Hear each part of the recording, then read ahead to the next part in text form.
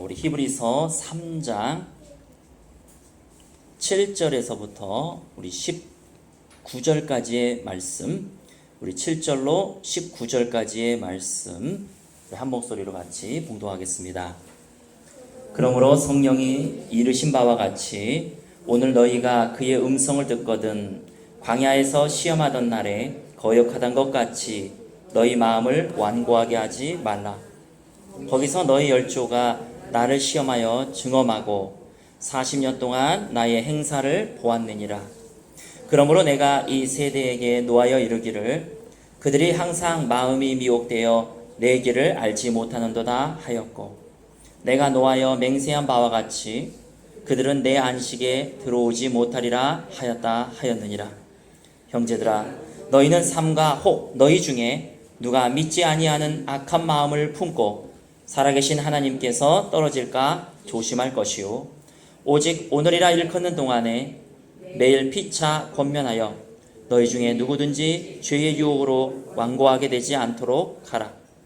우리가 시작할 때에 확신한 것을 끝까지 견고히 잡고 있으면 그리스도와 함께 참여한 자가 되리라. 성경에 일렀으되 오늘 너희가 그의 음성을 듣거든 경노하시게 하던 것 같이 너희 마음을 완고하게 하지 말라 하였으나, 듣고 경노하시게 하던 자가 누구냐? 모세를 따라 애굽에서 나온 모든 사람이 아니냐? 또 하나님이 40년 동안 누구에게 노하셨느냐? 그들의 시체가 광야에 엎드려진 범죄한 자들에게가 아니냐? 또 하나님이 누구에게 맹세하사 그의 안식에 들어오지 못하리라 하셨나니 곧 순종하지 아니하던 자들에게가 아니냐? 이로보건대 그들이 믿지 아니함으로 능히 들어가지 못한 것이라. 아멘. 제가 요즘에 우리의 어중간한 상황을 얘기하고 있습니다. 아마 여기 계신 분 중에 많은 분들은 세상 사람들하고 수다를 못 떨 거예요. 왜냐하면은 일단 관심사 자체가 다릅니다. 저는 요새 송중기가 이혼했다느니 솔직히 거의 관심이 없어요. 어차피 좀 미안한 얘기지만 그 사람들의 사랑이야 뻔한 거 아니겠습니까? 이혼 안 하면 신기한 거죠. 저는 그리스도의 사랑에 관심이 있습니다. 사람들의 사랑에 대해서는 별 관심이 없습니다. 마찬가지로 여러분들도 아마 세상 사람들하고 대화하다 보면은 관심사도 다르고 좀 다를 겁니다. 그래서 좀 대화를 오래 지속 못할 거예요. 그렇다고 드라마 본다고 딱히 막 또 기쁨이 오는 것도 아니고, 또 세상적인 것을 한다고 해가지고 마음에 또 기쁨이 오거나 채워지거나 그러지는 않을 것입니다. 많은 사람들이 어려움이 있거나 또 힘듦이 있을 때에 세상적인 것으로 자기를 채우려고 합니다. 근데 우리는 그것으로 안 채워지고 있다는 것을 알고 있는 거죠. 자, 그렇다고 해서 또 내 안에서 무슨 성령의 역사가 나타나가지고 내가 어려울 때마다 하나님의 음성이 들리고 내가 힘들 때마다 예수님이 현현하시고 또 그런 것도 아니란 말이죠. 이것도 아니고 저것도 아닌 상태. 그 상태가 바로 광야입니다. 이집트에서 나왔다고 해서 이 세상과 내가 안 맞는다고 해서 내가 거룩한 것은 아닙니다. 이 세상과 내가 안 맞는다고 해서 나는 구원받은 것도 아닙니다. 단지 나는 이집트에서 나왔을 뿐입니다. 우리의 구원의 끝은 가나안입니다. 우리가 가나안 땅에 들어가야 우리 안에 생명이 있게 되는 것입니다.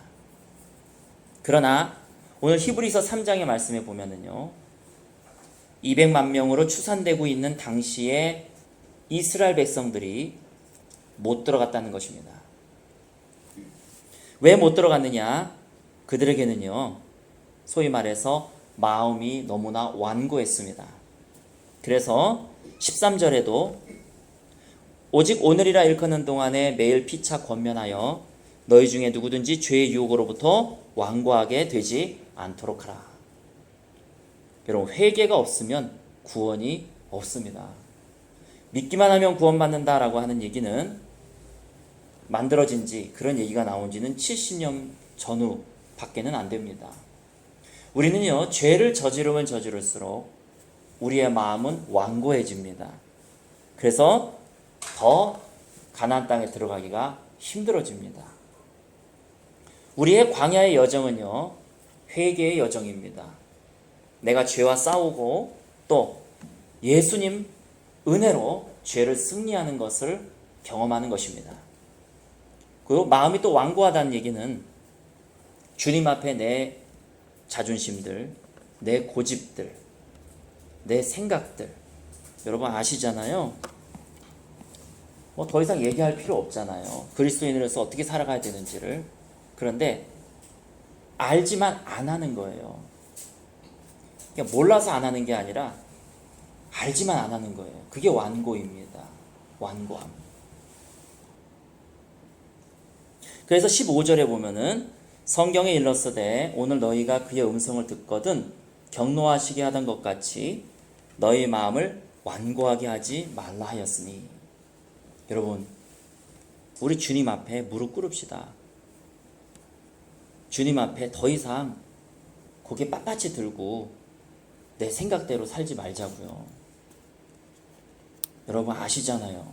예배 드려야 되는 거 알고, 말씀 읽어야 되는 거 알고, 기도해야 되는 거 알고, 우리 주님 앞에 그리스도인으로서 살아가야 된다는 거 알잖아요. 우리 언제까지 그렇게 완고하게 지낼 것입니까? 그래서 16절에 보면은요, 15절에 보면은 오늘 너희가 그의 음성을 듣거든 경노하시게 하던 것과 같이 너희 마음을 완고하게 하지 말라. 우리의 마음이 완고해질수록 우리 주님은 우리를 경노하십니다. 16절에 듣고 경노하시게 하던 자가 누구냐? 모세를 따라 애굽에서 나온 모든 사람이 아니냐? 또 하나님이 40년 동안 누구에게 노하셨느냐? 그들의 시체가 광야에 엎드려진 범죄한 자들에게가 아니냐? 또 하나님이 누구에게 맹세하사 그의 안식에 들어오지 못하리라 하셨느냐? 곧 순종하지 아니하던 자들에게가 아니냐? 이로보건대 그들이 믿지 아니함으로 능히 들어가지 못한 것이라. 성경에서는요, 18절 19절을 보면 믿음과 순종은 결부되어 있습니다. 그래서 야고보서에는요, 우리가 말로만 믿는다 혹은 믿는다고 스스로 착각하고 있는지 아니면 실제로 믿고 있는지 판단할 수 있는 기준을 순종으로 잡았어요. 우리는요, 내가 스스로 믿는다고 생각하고 믿는다고 판단할 수 있고 내 스스로 믿고 있구나 하고 착각도 할 수 있다는 거죠. 근데 실제적으로 내가 정말로 믿음이 있는지 없는지를 알 수 있는 방법은 순종이라는 겁니다. 순종. 저도 요새 계속 그런 얘기를 하고 저도 저 자신에게 그렇게 얘기하지만 이 자존심이라고 하는 거, 그래서 누가 나에게 상처되는 말만 하고 자존심을 건드렸으면은 못 견디는 거예요. 저도 그 부분에서 계속 넘어집니다. 내가 화를 내는 많은 퍼센티지를 보면은 자존심이에요. 그래서 사단은 그 자존심을 계속 건드립니다. 그래서 나를 독사로 만들어버리죠. 한번 내가 누구한테 자존심 상하는 말을 들었으면 가서 물어버려야, 확 해버려야 마음이 시원합니다. 그런 것들이 완고함입니다. 우리 그 완고함을 버리는 저와 여러분 되시기를 예수님의 이름으로 축원합니다. 여러분, 저도 그렇고요. 아닌 줄 알면은 돌아오자고요. 아닌 줄 알면. 내가 이렇게 살아가는 것이 구원의 방법, 구원을 받는 길이 아니라고 생각하면 돌아오자고요. 성경을 펴서 읽자고요. 기도를 하자고요. 예배 드리자고요.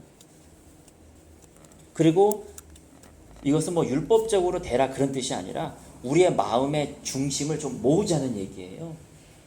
율법적으로 너 무슨 예배를 참여하고 율법적으로 하루에 10장씩 무조건 읽고 뭐 그러자는 얘기가 아니라 우리의 주님으로부터 떠나져 있는 마음들, 주님으로부터 벗어나 있는 마음들을 모아가지고 주님 앞에 드리자는 겁니다. 주님 오실 날이 멀지 않았습니다. 자, 믿음과 순종은 결부되어 있습니다. 오늘의 말씀의 핵심은 이겁니다. 정말로 내가 믿음이 있는지 없는지를 알려면 내가 순종하는 것을 보면 알 수 있다는 거예요. 내가 내 자존심을 내려놓는 것 순종할 수 있느냐, 내가 주의 말씀대로 내가 하는 것을 순종할 수 있느냐. 가나안에 들어갈 수 있는 것, 가나안에 들어가는 것이 우리의 천국으로 들어가는 거 아니겠습니까? 그런데 그 당시에 수많은 사람들은요, 많은 사람들은 여호수아와 갈렙, 모세, 아론 빼놓고는 가나안 땅에 두려워서 못 들어간다 그랬습니다. 믿음이 없는 거죠. 우리 민수기 13장을 보겠습니다. 민수기 13장. 우리 민수기 13장 앞에서 한 말을 제가 조금 보충 설명을 할게요. 제가 마음을 주님 앞에 모으자 그랬는데, 자, 그렇다고 해서 뭐 예배 뭐 꼭꼭 이렇게 막 아무 생각 없이 아무런 감동 없이 뭐 성경 보려고 그러고 율법적인 생활을 하려고, 그게 아니라 이 얘기를 하자는 거예요. 여러분 힘으로 안 되잖아요. 내 힘으로 안 되잖아요. 여태까지 안 되지 않습니까? 내가 죄와 싸워서 승리해 보려고 내 힘으로 하는데 안 되잖아요. 내가 예배 드려보려고 내 힘으로 하는데 안 되잖아요. 내가 말씀을 읽어보려고 내 힘으로 하는데 안 되잖아요. 내가 성질 안 부려보려고 내 힘으로 하는데 안 되잖아요. 근데 안 된다고 포기하면 가나안 땅 못 들어가거든요. 안 된다고 포기하면 끝나버리는 거거든요. 잘 들으십시오. 에이, 내 힘으로 안 되는데 뭐 그러면 당신은 못 들어갑니다. 그게 복음이에요. 우리가 변하지 않으면은요, 우리는 천국 못 들어가요. 그럼 어떻게 변하느냐? 하나님의 예수 그리스도의 은혜를 받을 수밖에 없는 거예요. 예수님의 은혜로 내가 변화되는 수밖에 없는 거예요. 아마 어떤 분은 이게 무슨 얘기인지 알아들을 거고 어떤 분은 못 알아들을 수도 있을 것 같아요. 하지만 얘기를 해야 됩니다. 예수 그리스도의 은혜 아니면요, 나는 못 들어가요. 그럼 어떻게 예수 그리스도의 은혜를 얻을 수 있느냐? 마음을 모아서 주님께 드리는 거예요. 그 의미로 마음을 모으라고 얘기를 한 겁니다. 우리는요, 내가 예배 시간 딱딱 지키고 뭐 하루에 10장씩 성경 읽고 내가 막 1시간씩 기도한다고 구원받는 게 아니에요. 그건 행위로 구원받는 거죠. 그게 아니라 그 과정을 통해서 내가 주님 앞에 다가가는 거예요. 그 과정을 통해서 주님, 내 힘으로는 도저히 안 됩니다. 내 힘으로는 도저히 이 세상과 싸워서 승리할 수도 없고, 내 힘으로는 도저히 이 자존심 건드리는 거 내가 못 참겠고, 내 힘으로는 도저히 저 죄의 유혹과 음란과 싸울 수도 없고, 내 힘으로는 도저히 안 됩니다. 주님, 나에게 은혜 베풀어 달라고 주님 앞에 다가가라는 얘기예요.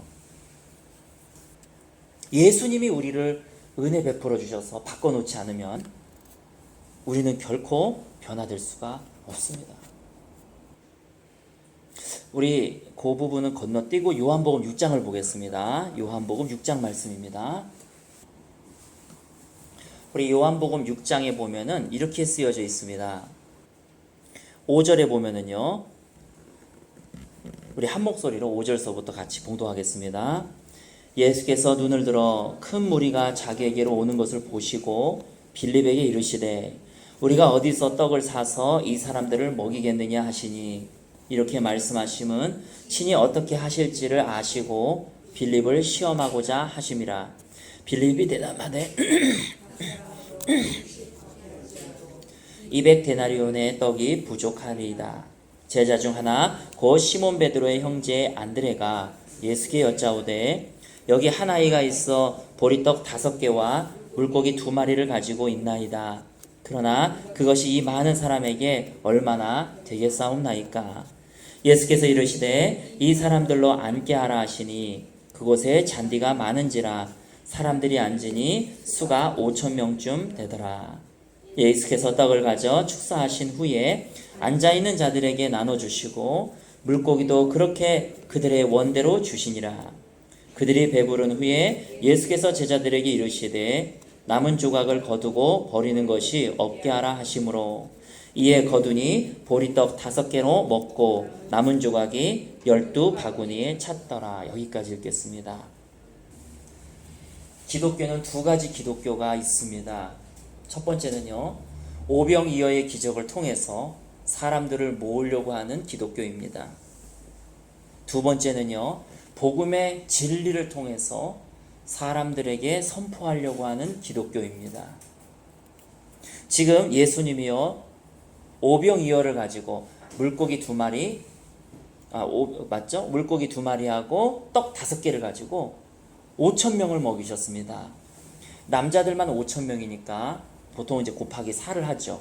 그래서 한 2만 명을 먹이셨을 것입니다. 그들이요, 이걸 먹고 너무나 감사했어요. 그래서 그 다음 날에는 예수님에게 또 왔습니다. 자, 우리 16절을 보세요. 저물매 제자들이 바다에 내려가서 배를 타고 바다를 건너 가버나움으로 가는데 이미 어두웠고 예수는 아직 그들에게 오시지 아니하셨더라. 자, 예수님이 이제 반대편으로 가셨습니다. 22절에 보십시오. 이튿날 바다 건너편에 서 있는 무리가 배 한 척 외에 다른 배가 거기 없는 것과 또 어제 예수께서 제자들과 함께 그 배에 오르지 아니하시고 제자들만 가는 것을 보았더니 그러나 디베라에서 배들이 주께서 축사하신 후 여럿이 떡 먹던 그곳에 가까이 왔더라. 무리가 거기에 예수도 안 계시고 제자들도 없음을 보고 곧 배들을 타고 예수를 찾으러 가버나움으로 가서 바다 건너편에 만나 랍비여 언제 여기 오셨나이까. 사람들이요 또 막 그 다음 날에도 몰려가지고 예수님을 찾았는데 예수님이 없는 거예요. 그래서 예수님을 만나기 위해서 갈릴리 바다 맞은편으로까지 그들은 간 겁니다. 부흥됐죠. 이렇게 해서 부흥된 교회가 얼마나 많습니까? 26절을 보십시오. 예수께서 대답하여 이르시되 내가 진실로 진실로 너에게 이르노니 너희가 나를 찾는 것은 표적을 본 까닭이 아니요 떡을 먹고 배부른 까닭이라. 성령의 역사는 복음이 회복되고 사람들이 회개하고 주님 앞에 나와서 주님 앞에 자신을 드리고 주님 앞에 자신의 삶을 드렸을 때에 성령의 역사는 자연적으로 나타납니다. 그러나 이런 거 없이 치유성애다 무슨 성애다 해가지고 사람들을 끌어모으려고 합니다. 무슨 특정한 교회를 얘기하자는 것이 아니고요. 예를 들면 그렇다는 겁니다. 또 어떤 교회들은 물질의 축복, 무슨 축복, 30배, 60배 축복, 3박자 축복, 4박자 축복 해가면서 사람들을 끌어모으려고 합니다. 근데 우리 주님께서는 뭐라고 말씀하십니까? 그렇게 그것을 또 오병이어를 또 먹으려고 모인 사람들에게 너희는 표적을 본 까닭이 아니요. 여기서 표적이라고 하는 것은요. 예수님이 하나님의 아들이시다라고 하는 것을 드러내시기 위해서 하나님 예수께서 행하신 모든 일을 표적이라고 얘기합니다. 물을 포도주로 바꾸고 죽은 나사로를 살리고 이 모습을 보면서 야 정말 저분은 하나님의 아들이셔. 저분에게 내가 다가가야지. 예수님 자체가 아니라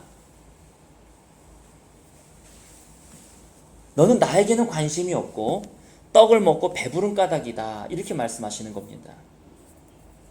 그래서 27절에 보면은요. 썩을 양식을 위하여 일하지 말고 영생하도록 있는 양식을 위하여 하라. 이 양식은 인자가 너에게 주리니 인자는 아버지 하나님께서 인치신 자니라. 이렇게 말씀하고 계시는 겁니다. 사람들은요. 그렇게 우리가 생각하는 것만큼 선하지 않습니다. 내가 고침을 받았으니까 이제 내가 예수 믿기로 결정하고 이런 거는요. 조금 죄송한 얘기지만 거의 믿을 수가 없어요. 문둥병자 10명이 예수님께 나와왔습니다. 주님 우리를 고쳐주소서. 주님 우리를 고쳐주소서. 문둥병자는요. 그 당시에 지금 우리 학생들이 대학 가는 거, 학생들이 직장을 얻는 거, 학생들이 결혼하는 것보다 훨씬 더 문둥병은요. 살이 하나씩 썩어가는 병이에요. 어느 날 보면은 눈이 안 보입니다. 사람 우울증 걸리는 거예요. 어제까지 보였던 눈이 안 보이는 거예요. 또 한 달이 지나니까 귀가 안 들리는 거예요. 몸의 부위가 하나씩 하나씩 썩어가고 있는 저주받은 병 같은 거예요. 문둥병자들은 너무나 불쌍합니다. 그들에게 있어서는요, 뭐 장가 가고 대학 가고 그런 거 다 필요 없어요. 이 병에서 나를 좀 해방시켜줬으면, 그거 하나입니다. 이 문제만 해결되면은 내가 주님께 내 모든 것을 다 드릴 수 있을 텐데, 이 문제만 해결되면은 정말로 내가 예수를 위해 살아갈 수 있을 텐데, 할 수 있을 만큼의 문제 해결이라는 것이죠. 근데 우리 주님께서 문둥병자 10명을 고쳐줬는데 9명은 나 몰라라 하고 다 가버렸어요. 그리고 1명만 주님께 와서 영광을 돌렸습니다. 그게 우리네 사람들입니다. 지금은요, 성령 사역을 통해 가지고 사람들을 모으는 시대가 아닙니다. 우리 주님께서는요, 이런 사람들 다 내쫓이고 계시잖아요. 지금 요한복음 6장이 그 얘기잖아요. 호통을 치시지 않습니까? 너희가 지금 나에게 온 것은 또 배불리 먹기 위해서 온 거지, 너희는 영생에 관심도 없고 구원에 관심도 없고 예수 그리스도 자체에게 너희는 관심도 없다 하고 주님께서 책망하시는 겁니다. 또 어떤 교회는 3박자 축복, 4박자 축복하면서 어떻게 하면은 풍요해질 수 있고, 어떻게 하면은 우리는 풍요해져야 됩니다. 그 자체가 나쁘다는 게 아니에요. 우리 그리스도인들은요, 청교도 정신에 의하면은 부자가 돼야 됩니다. 그 자체가 나쁜 건 아니에요. 그런데 그게 목적이 돼버리는 거예요. 수단이 아니라. 우리 그리스도인들은 부자가 되어가지고 하나님의 나라 영역을 넓히는 거, 그 목적을 위해서 부자가 되는 거지, 부자가 되는 그 자체, 내가 누리고 이것이 목적이 되는 건 아니죠. 그리고 하나님의 말씀이 수단이 되는 건 아니죠. 그러니 지금 가짜 교회들이 얼마나 많습니까? 41절에 보세요. 우리 주님께서 어떻게 반응하셨는지. 자기가 하늘에서 내려온 떡이라 하심으로 유대인들이 예수께 대하여 수군거려 이르되, 이는 요셉의 아들 예수가 아니냐? 그 부모를 우리가 아는데 자기가 지금 어찌하여 하늘에서 내려왔다 하느냐? 예수님의 권위를 무시하는 겁니다. 저 요셉의 아들 아니야? 목수의 아들 아니야? 나보다도 나이도 어린 것이, 내가 그 엄마랑 친구인데, 내가 그 아빠랑 친구인데. 그래서 이 43절에 보면 예수께서 대답하여 이르시되 너희는 서로 수군거리지 말라. 자, 이제 마지막으로 보겠습니다. 64절을 보십시오. 64절. 그러나 너희 중에 믿지 아니하는 자들이 있느니라 하시니, 이는 예수께서 믿지 아니하는 자들이 누구며 자기를 팔 자가 누구인지 처음부터 아심이니라. 또 이르시되 그러므로 전에 너희에게 말하기를 내 아버지께서 오게 하여 주지 아니하시면 누구든지 내게 올 수 없다 하였노라 하시니라. 와, 우리 주님께서요, 이 말씀을 하셨어요. 무슨 얘기냐? 너희들은 아버지께서 나에게 보낸 사람들이 아니라는 거예요. 그러니까 가라는 거예요. 무슨 얘기입니까? 예수님은요, 아버지께서 보내신 자들만 말씀을 증거하고 싶다는 거예요. 즉 다시 말해서 뭐라고 표현해야 될까? 가짜 기독교에 대해서 주님께서는 심판하시는 거예요. 오병이어를 가지고 성도들을 모으려고 하고, 또 여러 가지 성령 사역을 통해서, 이거는 결과지 이것이 수단이 될 수는 없는 거거든요. 우리 성도들이 모인 곳에는 성령 사역이 나타나게 돼 있거든요. 근데 그건 결과일 뿐입니다. 근데 그걸 수단으로 해가지고 자꾸 미끼를 던지고 오병이어를 던져가지고 성도들을 모으려고 하는 것에 대해서 주님께서는 명확하게 말씀하시는 거예요. 아버지께서 나를 보낸 사역이 아니라는 거예요. 그래서 66절에 보면은요, 그때부터 그의 제자 중에서 많은 사람이 떠나가고 다시 그와 함께 다니지 아니하더라. 예수님께서 이제 다 떠나가셨어요. 그래서 12제자에게 말씀하시는 겁니다. 너희도 가려느냐? 목회자로서의 저는요, 계속 이 싸움을 벌이고 있어요. 내가 오병이어의 기적을 통해서 성도들의 문제도 다 해결해주고, 성도들을 향해서 모든 것을 베풀어주고, 이게 성경적인 것 같지만 성경적이지 않을 수 있다는 거. 보통 일반적인 목회자는요, 사람들이 생각하는 목회자는 그 다음날 또 왔으면 오병이어를 또 던져줘야 된다고 생각하고, 오병이어를 또 먹어야 된다고 생각해요. 하지만 주님께서는 철저하게 아버지께서 나에게 보내신 자들만 내가 양육하겠다. 그래서 그러한 것들에 대해서 주님께서는 이제 선고하시는 겁니다. 그건 아버지로부터 온 사역이 아니다. 저도 마찬가지죠. 저도. 뭔가 이렇게 해가지고 막 성도들을 늘리고 싶고, 막 우리 교회 부흥시키고 싶죠. 근데 이 예수님의 이 모습을 보면서 나도 예수님을 따라가야지. 나도 우리 성도들 구원받고 천국 보내는데 목적을 가져야지. 막 염소들 다 끌어모으는 게 아니고, 내가 목회하는 목적은 우리 성도들을 천국에 보내기 위함이야. 오늘도 싫은 얘기지만 또 선포해야지. 왜? 천국 가야 되니까 또 선포해야지. 그래서 예수님이 67절에 12제자에게 너희도 가려느냐? 이렇게 말씀하고 계시는 그 예수님의 심정을 우리가 알아야 됩니다. 남은 건 12제자밖에 없는 거예요. 다 떠난 거예요. 우리는요, 세상과 타협하지도 않습니다. 우리는 복음을 타협하지도 않습니다. 우리가 여기 있는 이유는요, 이 좁은 길을 걸어가기 위함입니다. 우리가 여기 있는 이유는요, 주의 말씀을 듣고 구원받기 위함입니다. 그리스도인으로서 살아가기 위함입니다. 우리의 목적과 방법이 바뀔 수 없습니다. 우리가 돈을 벌고 문제가 해결되는 것은 단지 방법일 뿐입니다. 우리의 가장 큰 목적은요, 내가 주를 위하여, 주의 영광을 위하여 살아가고, 주님 자체가 높임 받으시고, 나는 뒤로 숨고, 세례 요한처럼 주님은 흥하여야 하겠고 나는 쇠하여야 하리라. 이것이 우리의 성도들의 목적입니다. 그러기 위해서 돈이 필요하다면 돈을 버는 것이고, 그러기 위해서 대학을 필요하다면 대학을 가는 것이고, 그러기 위해서 직장이 필요하다면 직장을 갖고 있는 것입니다. 그러나 가짜 기독교는 이게 바뀝니다.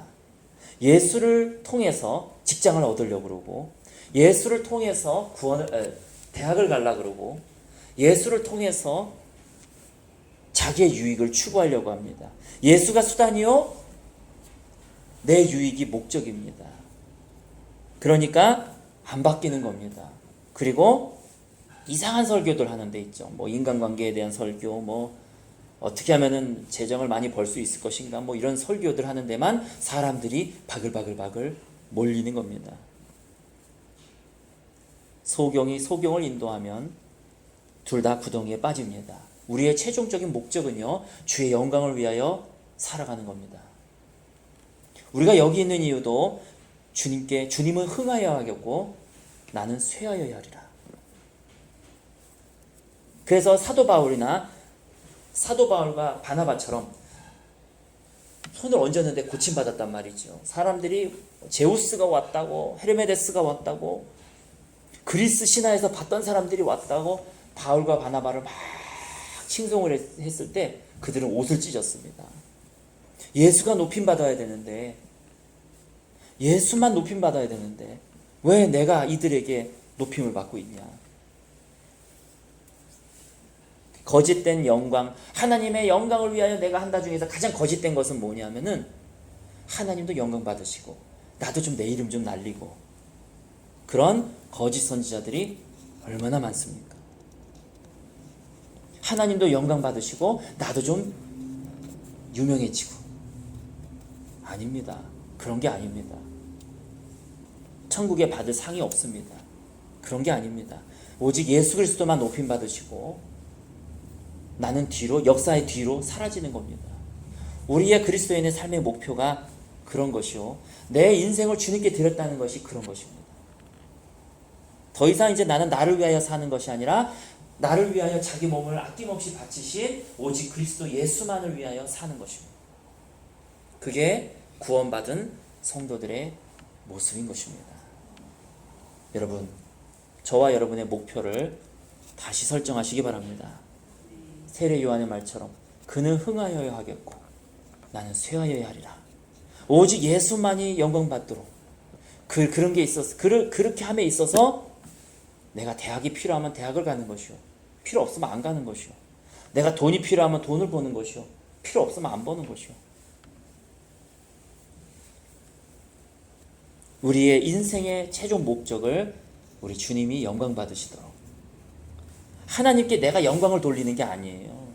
그것도 맞지만 많은 우리 주님께서만 영광 받으시고 나는 역사의 뒤편으로 사라지는 것, 그것이 바로 우리 그리스도인의 삶이 아니겠습니까? 그래서 저는 또 이 말씀을 보면 또 결정하는 거예요. 우리 성도들 천국 보내야지. 우리 성도들 천국 보내야지. 그리고 또 나는 이 가짜 기독교와 진짜 기독교 중에서 가짜 사역과 진짜 사역 중에서 나는 오병이어 사역을 하지 말아야지. 이거는 그냥 피로 하면 하는 거고 이걸로 사역을 하는 건 아니죠. 이거는 그냥 따라오는 결과, 부수물일 뿐이고. 우리 찬양마을교회의 가장 존립의 목적은 바로 하나님만 높여드리는 것입니다.